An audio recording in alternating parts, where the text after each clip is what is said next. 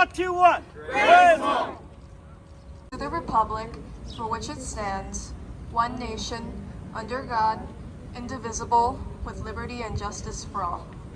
I head back to around more than 10 years ago when Congresswoman ran for Congress. I still remember I always in public with her. And I tell every single American who is non-Asian, I say I don't urge you support Grace. We contribution, my community daughter, Chinese daughter, Grace Mong, to this nation.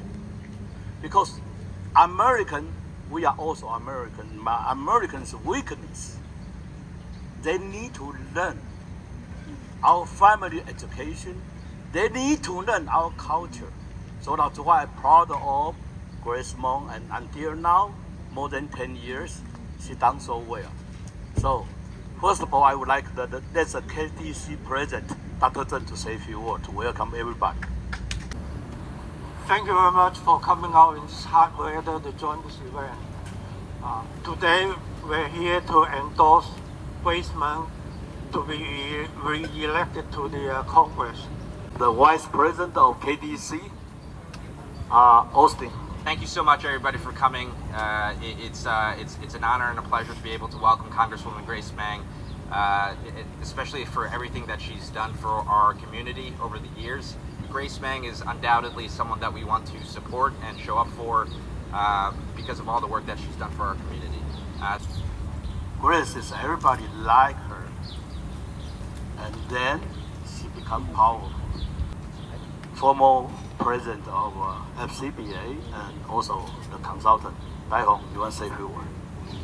I'm not prepared for the speech, just a few words, and we're fully support Grace Mong, and we're so proud of you to represent us to in front of Congress and really fight for us. So we really appreciate that and really support you. From Brooklyn, London Association, the president. As the leader of Small Laundromat Association, I encourage every business owner to vote. Come out and vote. Bring your family, your kids, your employees to come out and participate more. Many of you here, my members who live in Flushing, having business in Flushing, Jackson Heights, Woodside, Mespet. Once my members asked me, what can Congress do for us, small business owners, including that this year, many of us benefited from the small business legal tax program, which was funded by our Congresswoman Grace Mong. Come out and vote for our Congresswoman Grace Mong. And she is the one who will bring resources to our community, our district, to support you and your business. And bring your family and your kids and your employee to support like you do today. Thank you. Joey, we gotta very thank you. Howard is very close to me. Howard, do the KDC, do a lot of things to follow me. We give a pause to Howard. Thank you for his help. He care about the education. He care about so many things. And I also thank you, Connie. Where is Connie? 来，林根，你们的 contribution， 还有你们的endorsement 来参加这。接下来我们的华商会理事来 ，Anita。Grace, I know you almost 15 years, right? Yeah, from the Assemblywoman to to Congresswoman, you do a very good job. So we always support you. Thank you. 天津同乡会的。Grace Mong 我也是很早就知道，因为在华盛生活那么多年嘛，就是说一直我知道你在做了很多事为我们华人团体，我也代表天津同乡会来支持你。各位。Hi everyone, I wasn't prepared for this, but I'm going to say a couple of words, and this is just basically on what I noticed today. Howard is a good friend of mine. I always support anything that he is a part of, so whenever he asks me to come, I come. And just because he's a man of his word, and that's one of the main things that I believe in is keeping your word and loyalty. One thing that I noticed today, and this is one of the bedrocks of what I believe in, just as a person, as a human being, is the things that you do when people are not looking.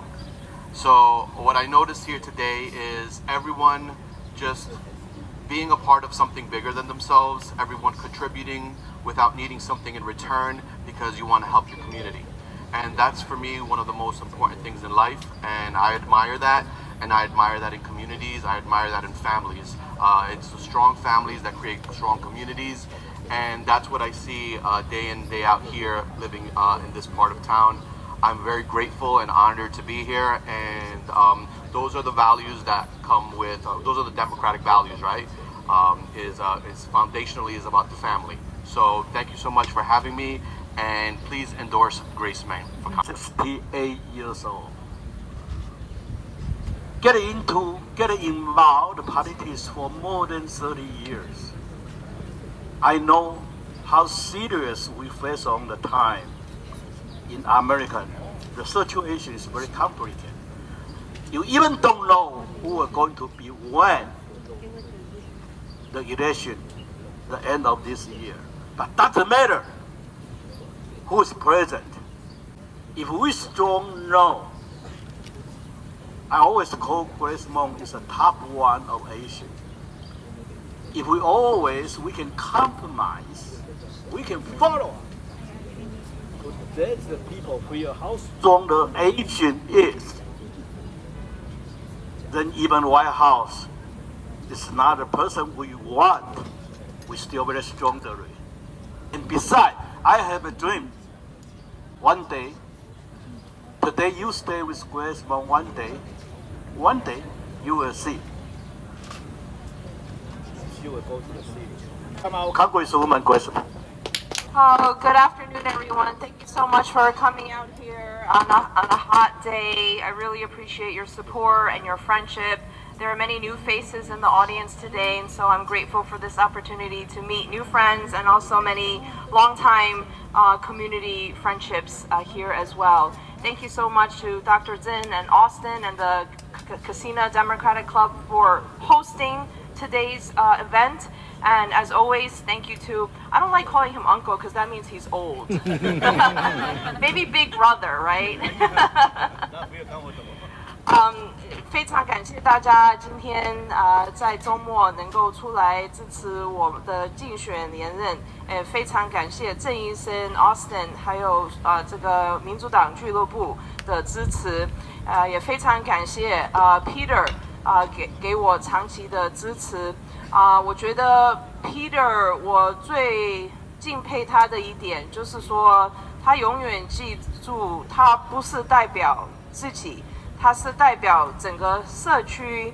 我们社区任何一个人，不管什么职位，不管什么 role， 我们的action， 我们的话都会影响到我们所有的亚裔社区、华人社区，所以我们个人工作成功，不管是义工，或者是员工，或者是社区领导，或者是议员，我们的成功就是所有社区的成功。I'm so grateful for this opportunity. Just a brief background about myself. I was born and raised in Queens, New York. I've lived in Elmhurst, Flushing, Bayside my whole life. My parents worked in a restaurant for most of my childhood and later on owned their own restaurant. They were in one of the first Chinese restaurants in Flushing, if you can imagine Flushing without Asian restaurants. I never thought that I would go into politics. I was a very shy kid growing up. If you are a student and you can think of the shyest kid in your class, that was me when I was a kid. I never ran for student government. I didn't even like to raise my hand in class. And in college, I never even took political science classes. So I don't really have the typical resume of someone running for office. But I realized as I was volunteering throughout college and law school in the community that there are not enough of us. that there need to be more people to get involved, and you don't have to be rich, you don't have to have a fancy title to make a difference in your community.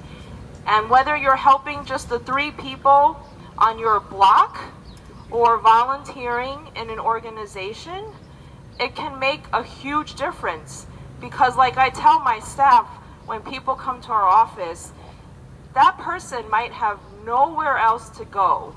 When they come to our office for help, they literally might be helpless and hopeless and are just trying to get some help for whatever their problem is. I always like to paraphrase Maya Angelou, which is, people may forget what you say or do, but they'll never forget how you made them feel. And so it's so important, and as I see so many young people here today, and I'm always proud because in our office we have a lot of high school and college-aged interns. And why I like to have interns is because when I was a kid growing up, I did not know where to find an internship. And it's important that we are creating a pipeline of people who are wanting to go into public service. But even if you don't want to run for office or work for government, it's important that you know how government works and how you can use that information to help other people, whatever you decide to do on your career path. So my district, for those of you who may not know what Congress is, the country is basically split up into 435 pieces, okay, 435 districts. And every piece has a representative, has a congressperson. And almost every week we go to Washington and we vote on legislation and we work on issues and try to bring money back home. So my district goes from Bayside, Flushing, Forest Hills, Elmhurst, Middle Village, Maspeth, all the way to Woodside. It's all in Queens. I'm a little biased. I think I have the best district in the country. I mean, we have pretty good food, right? We are literally one of the most diverse counties in the entire country. And so, like Peter, I am a dreamer too. I like to dream. I don't really care if I see my name on CNN or the New York Times, but it's very important to me that my community here in Queens gets everything that we deserve, because we don't even get what other communities get sometimes. And as we saw during COVID, well, back up a little bit, as a kid growing up, for example, and I think many young people in the audience can relate, we always have to translate or interpret for our family, right? Like the phone rings and, you know, your grandma doesn't speak English, or you have to take someone to the hospital or to the doctor's office and we're helping them interpret. And as a kid, honestly, I hated doing that. I'm like, why do I always have to be the translator?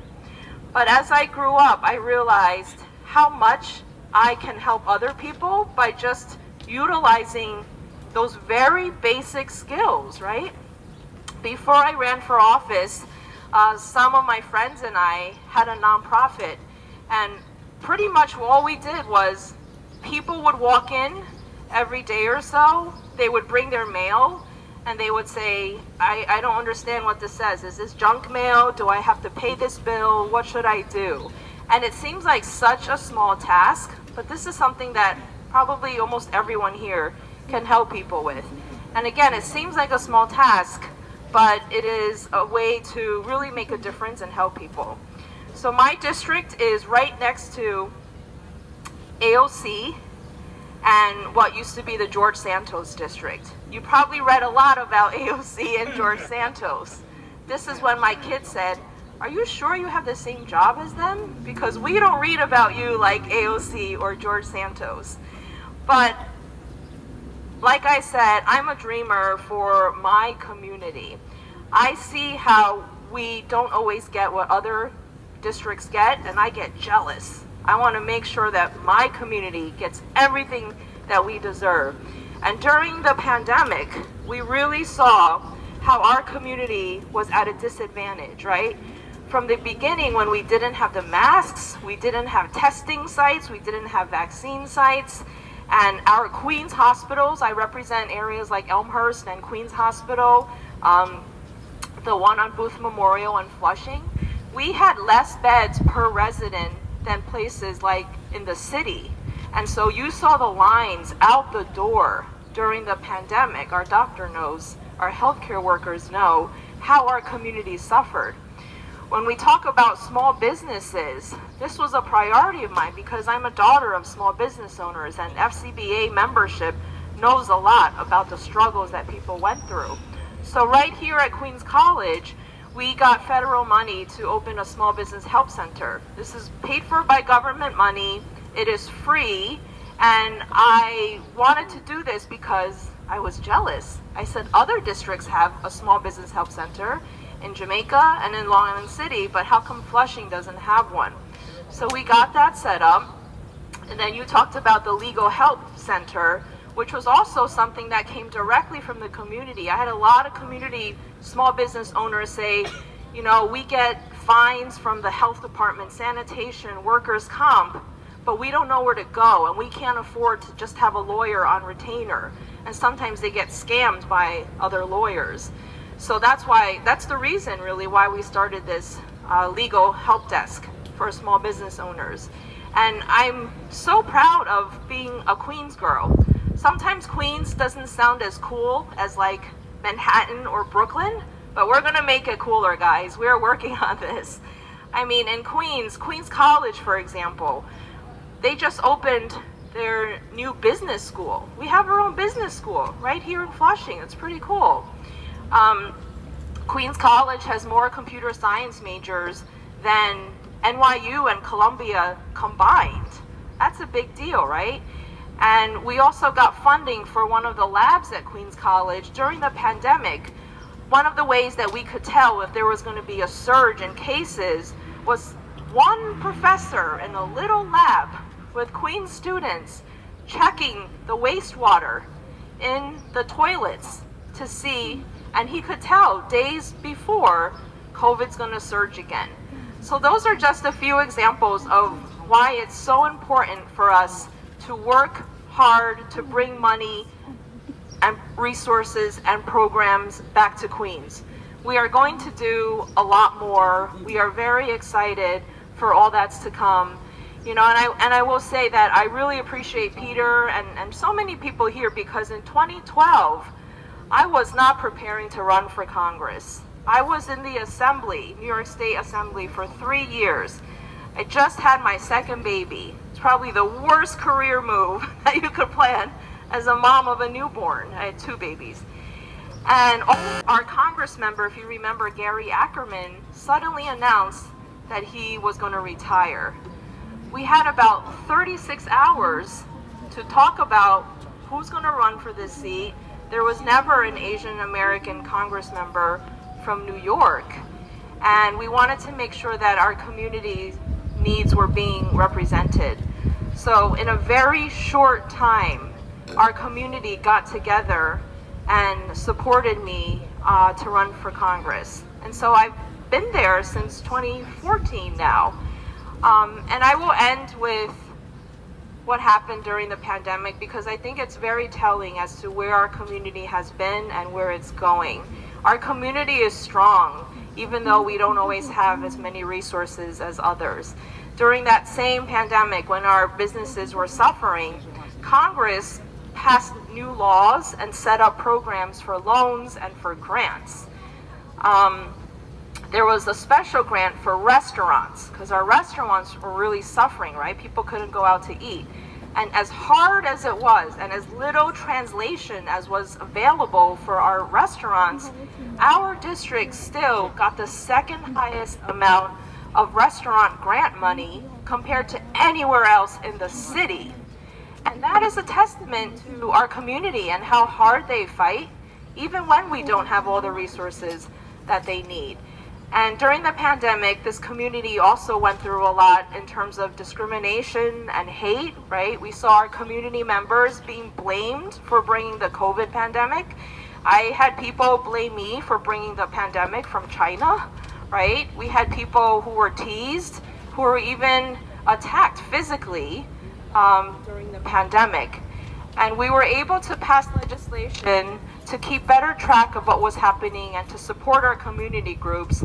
But I want to say that it's not just the Asian community. I'm grateful because it was the Black community, Jewish community, Arab, so many different communities coming together who said, we know what it's like to suffer discrimination, and here are some things that we need to do.